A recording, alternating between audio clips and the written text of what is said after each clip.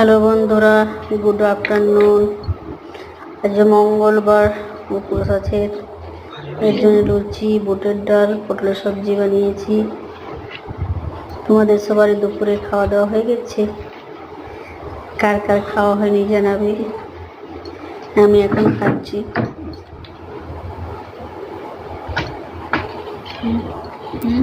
পাকা আম।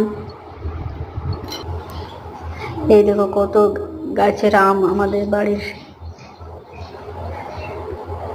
আজকে প্রচন্ড রোদ দিচ্ছে, অনেক গরমও করছে। এই দেখো, এটা কি বলতো বন্ধুরা, এটা এখনো কম পাওয়া যায়। এগুলো আগেকার ল্যাপটপ টিভি।